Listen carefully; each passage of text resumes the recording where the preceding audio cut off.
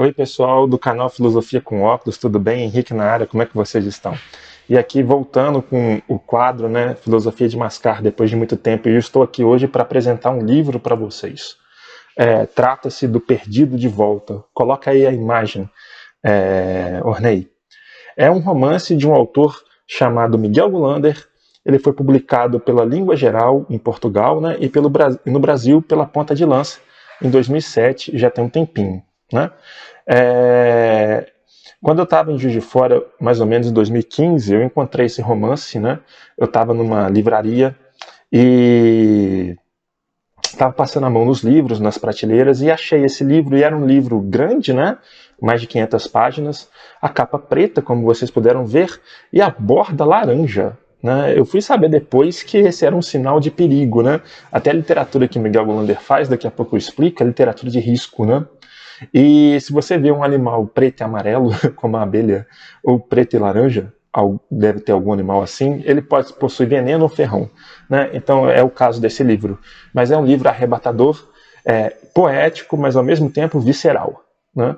Perdido de Volta é um romance original, capaz, como poucos, de abalar convicções e destruir ideias feitas. O livro se coloca contra toda forma de dogma, né, de verdade absoluta, de um único modo de vida. Né? O livro é um caleidoscópio.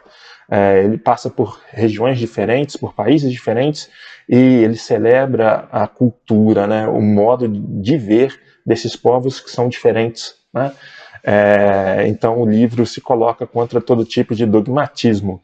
Num perturbador jogo de espelhos, todos os personagens se reencontram noutras vidas, noutros destinos, noutras geografias, em que se estranho e familiar. Então uma dicotomia que o livro coloca, uma entre as muitas, é a estranheza e a familiaridade.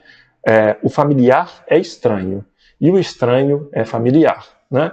Os personagens saem da Europa e vão para a África, e lá eles se reencontram num outro lugar, né? Numa outra geografia, num outro tempo, numa outra lógica de vida. Né?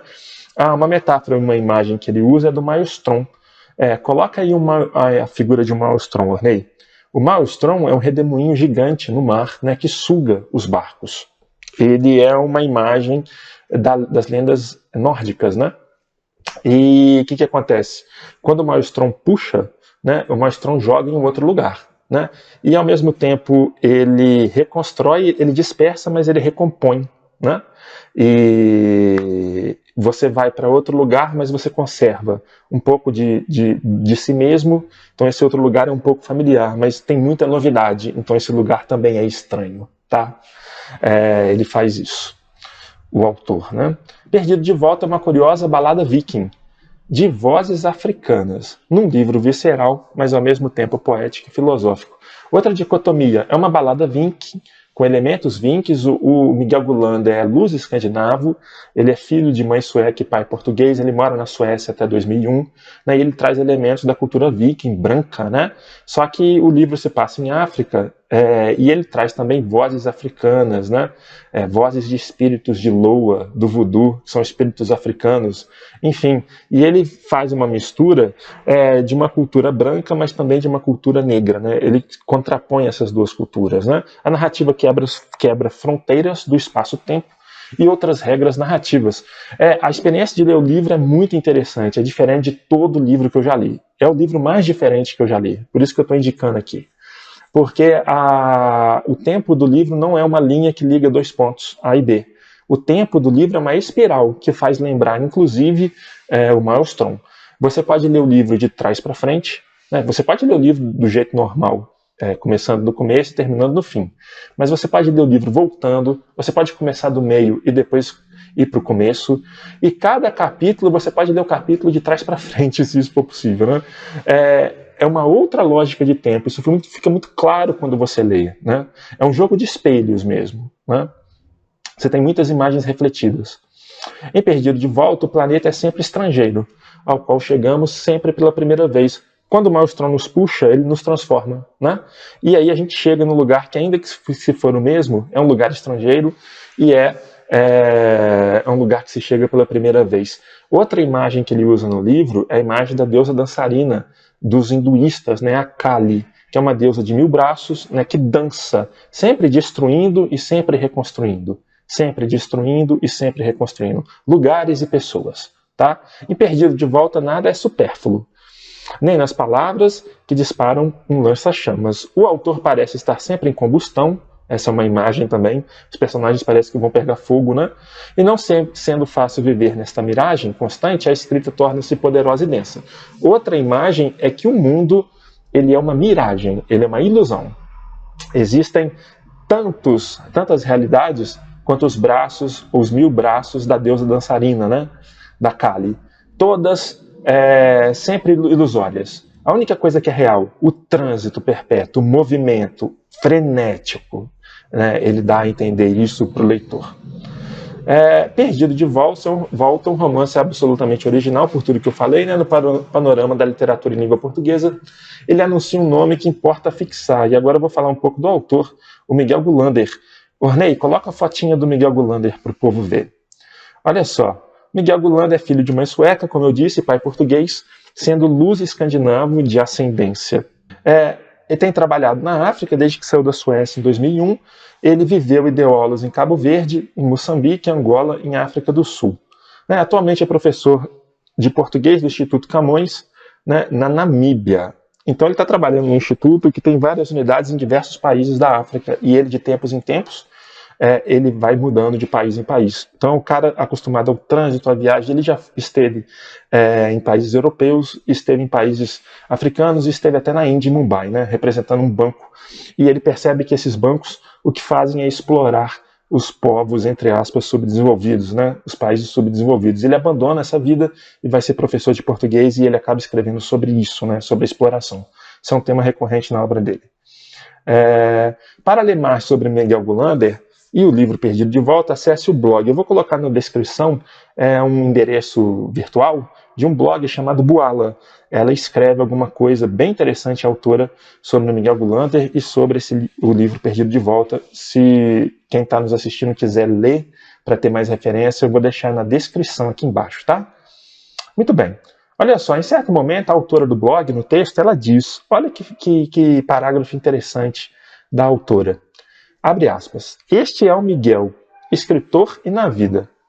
Uma energia que dispara para muitos lados, com raro poder de observar aquilo que certos olhos neutros ou desfocados não observam, e por vezes de lhe fugir o óbvio. Fugir do óbvio é uma coisa recorrente no texto. Ele sempre olha uma coisa que parece óbvia, inclusive corriqueira, ele olha com olhos diferentes. E aí a coisa, né? De novo, a familiaridade é a estranheza. Coisas familiares são estranhas, e coisas estranhas têm um quê de familiar.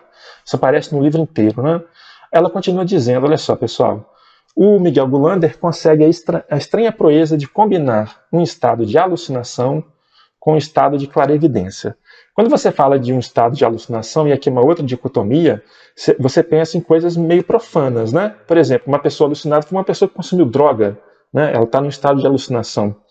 E clarividência, geralmente quando você quer clarividência, você quer saber do futuro, você procura o sagrado nas diversas religiões. O profano e o sagrado estão ligados nas situações, nos lugares e nos personagens que os personagens encontram, tá? Então tem uma ligação, né, do profano com o sagrado evidente no livro, tá? É um certo modo de viver a realidade e decifrar seus enigmas. A voracidade com que conta essa realidade lhe dá a intensidade. É um livro muito voraz, é um livro visceral. Você lê com as tripas, tem uma energia que cerca você quando você lê esse livro. Não é um livro comum nesse sentido. Outra coisa que ele faz, além de misturar alucinação com clarividência, ele também coloca lado a lado perigo e clarividência. A literatura que o Miguel Gulander faz é uma literatura de risco. O que é a literatura de risco? Vamos supor um exemplo.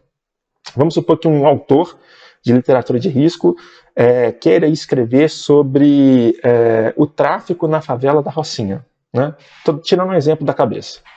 Muito bem. Você acha que na pesquisa para ele escrever o romance, ele vai se contentar em ler textos sobre a Rocinha, sobre o tráfico, ver as notícias policiais, né, ver documentários? Não. O que ele vai fazer? Ele vai morar na Rocinha e ele vai se envolver com o tráfico, sem falar que é escritor. Ele vai viver a experiência.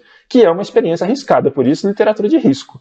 Só que o produto final, que é o texto, ele tem uma verdade cabal. Isso transpira no texto. O Miguel Gulander foi para a África. O Miguel Gulander abandonou a Europa. O Miguel Gulander esteve nos sítios, nas locações em que aparece no livro. Sabe? O Miguel Gulander bateu de carro a 200 por hora e ficou 3 meses de coma. Ele conta isso no livro, tá?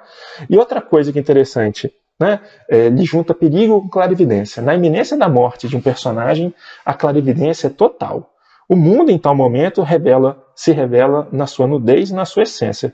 Você consegue ver a coisa em si kantiana, no momento de iminência da morte. Né?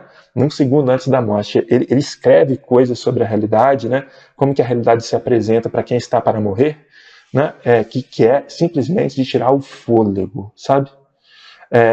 Então eu deixo o Perdido de volta aqui, um baita trabalho, né, do Miguel Gulander, que é um autor que merece ser estudado, ser visitado, ser lido, né? É um autor de literatura em língua portuguesa, né? Vocês vão notar que o texto dele é em português de Portugal, né? O livro é relativamente barato, eu já achei na internet por R$20 o exemplar, né? É um livro grande, mais de 500 páginas, então eu sugiro fortemente a leitura, tá, deste livro. Gratidão, a gente segue se falando. É bem provável que eu faça um episódio aqui no canal, né?